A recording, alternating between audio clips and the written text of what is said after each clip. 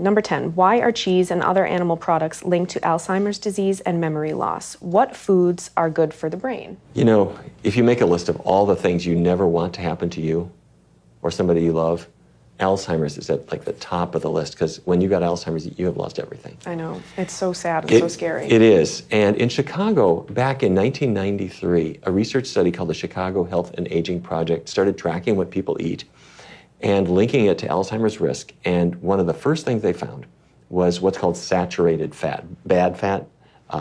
It's like bacon, grease, that kind of thing. But the number one source is not bacon. There's a lot of it in bacon. There's a lot of it in sausage. There's a lot of it in meat. But Can I guess? I think you're going to guess. Cheese? Cheese and dairy products in general. Cheese, butter, whole milk, whole yogurt. These have more saturated fat than any other food. And because your average American now is consuming about 35 pounds of cheese in a year, that's, by the way, that's 60,000 calories that they don't need. It's just from cheese.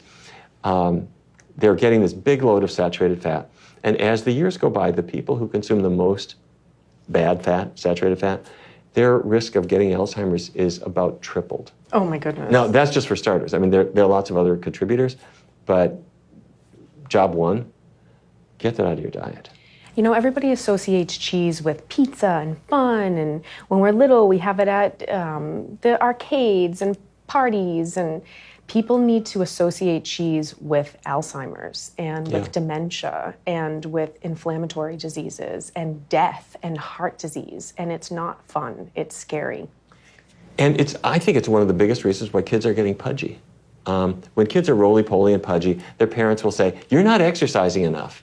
And I want to say, parents, stop blaming your kid in that way. Exercise has nothing to do with that. Exercise is good, but a lack of exercise is not the reason kids are gaining weight, and it's not soda either. Mm-hmm. Soda is not health food.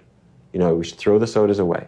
But the soda consumption has been dropping for about 20 years. Good. That's good, but obesity is not dropping. Mm-hmm. If soda was the reason, all the kids should be skinny. That's not it. Cheese is going up, up, up, up, up. It's loaded with fat, very high in calories, and I think it's probably the biggest reason.